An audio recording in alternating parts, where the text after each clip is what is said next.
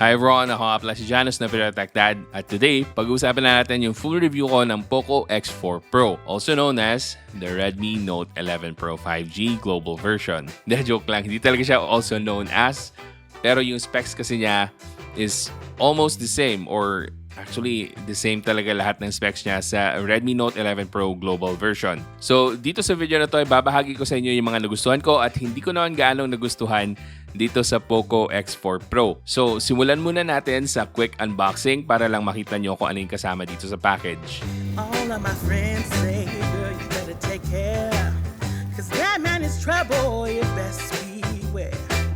And though deep down, I know I might be headed for teardrops. Now that you got me started, I just can't stop. No, no. Cause I love you, baby. I can't let you go, baby. I gotta tell you that I won't. So yun po yung quick unboxing natin. So now, diretso na tayo sa mga ports nito. So sa baba, meron tayong down-firing speaker, microphone, USB charging port, and a hybrid SIM card slot. So pwedeng dual SIM or pwedeng single SIM plus 1 micro SD card. And then sa right side naman, nandyan yung power button natin. On top of it is the fingerprint sensor. And then meron din tayong volume rockers. Yung mga buttons dito, flat lang. And then sa top side naman, nandyan yung infrared blaster, noise cancelling microphone, and yung second of the two speakers, as well as a 3.5mm headphone jack. Sa left side naman, malinis, wala po tayong ports or mga butas dito. So pag tinignan naman natin yung back panel, meron tayong very glossy glass back panel. So unlike sa Redmi Note 11 Pro Global, yung black nila is matte finish. This one, again, is very glossy. So very fingerprint smudge magnet siya. And then ang kapansin-pansin dito na pinagkaiba talaga niya sa Redmi Note 11 Pro na Global is yung camera module niya. So makikita niyo sobrang laki ng camera module niya.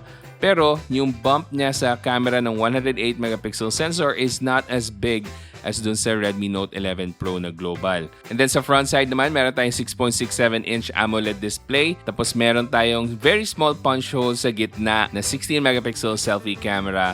Halos kasing size niya lang yung sa Poco F3. And by the way, protected pala to by Corning Gorilla Glass 5. Yung sa likod naman, walang in-indicate kung anong Corning Gorilla Glass kung meron man ang protection. And then yung overall design niya is very boxy, flat talaga siya, hindi siya rounded edges.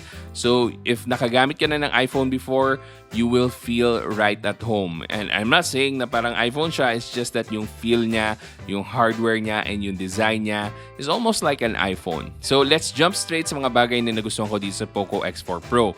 Yung display niya, yan yung number one para sa akin. Kasi unang tingin mo talaga sa display niya, napakaganda. 1 billion colors, 120Hz refresh rate, and all that jazz. Pagdating sa AMOLED display, andito po lahat yon. Infinite contrast, mataas na saturation level, pero of course, pwede nyo pa rin yung i-adjust, pwede nyo gawing natural yung color profile niya para hindi ganong saturated yung kulay. And then of course, kayang-kaya nito magpalabas ng movies in HD quality pagdating sa Netflix, Disney Plus, Prime Videos, and all your favorite streaming services dahil meron na tong Widevine Level 1. Pagdating sa YouTube, okay naman, Full HD, 60 frames per second yung maximum na pwede nating makuha. Pero dito na po yung meron tayong limitation, which is, again, babanggitin ko dun sa mga bagay na hindi ko nagustuhan. Next naman is yung design and yung feel niya sa kamay. So, unang tingin pa lang, very elegant, classy, lalo na itong black colorway.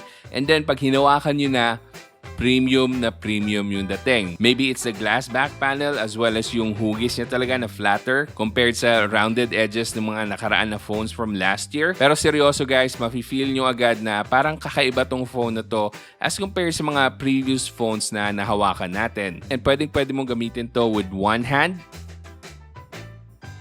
Next naman sa mga nagustuhan ko, yung battery capacity niya. Meron na tayong 5,000 mAh na battery and this will last you for over a day. As in, maganda yung performance siya in terms of endurance. So whether you're using this as a heavy user or a casual user, guaranteed aabot ka pa rin at the end of the day na may extra charge ka pa rin. Now, you might ask bakit hindi ko binanggit yung 67 watts na fast charging. Well, babanggitin ko yan mamaya sa hindi ko gaano nagustuhan. Next naman, pag-usapan natin yung haptic feedback. So, yung haptic feedback nito is almost close to flagship level. Hindi pa siya flagship level na haptic feedback, Pero maganda yung haptic feedback niya if kukumpara nyo sa mga phones sa mid-range. So hindi chipepa yung pakiramdam ng haptic feedback niya.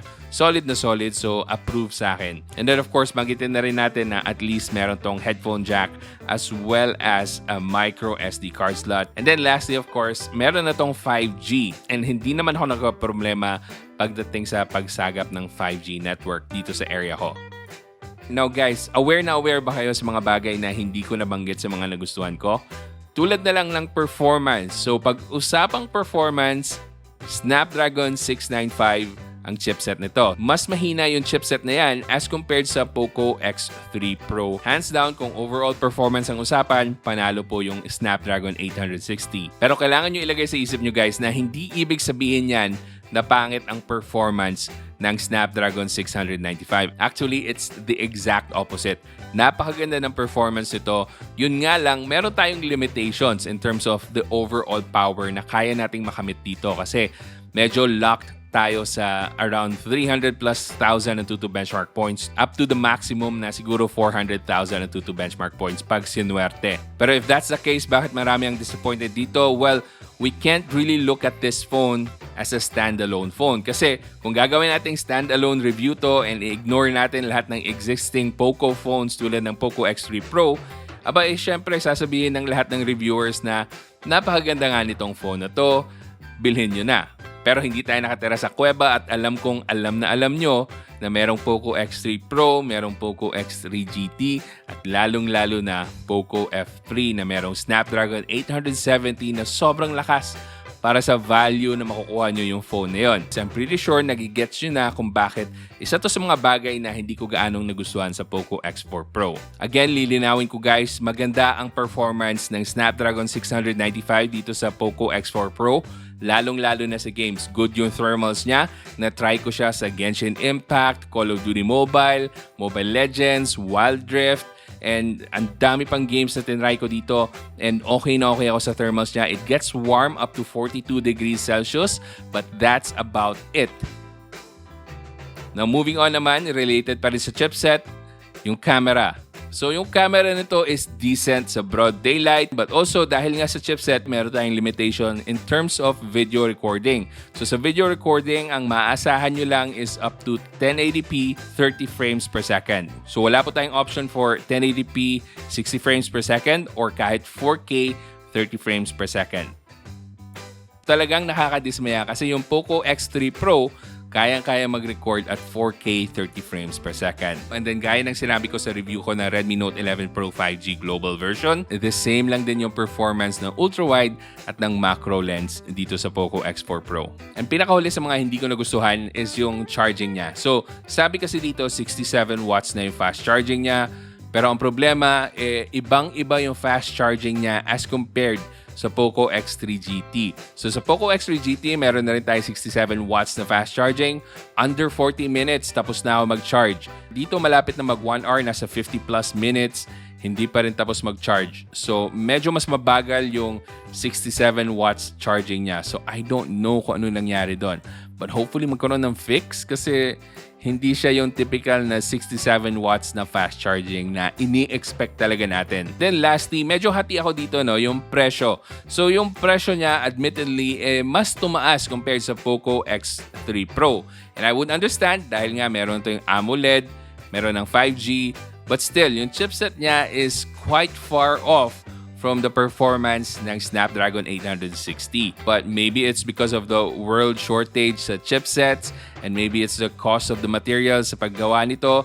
And I guess dahil premium din talaga yung build nito. Whether or not na-justify ba yung pag-increase ng price is all up to you kasi subjective naman to. Kung gusto mo naman na magandang AMOLED display, premium build sa phone mo na nasa mid-range lang, ito na yung isa sa mga good choices nyo, ang Poco X4 Pro. So, yun yung mga advantages nitong Poco X4 Pro as well as yung mga disadvantages naman ng phone na to.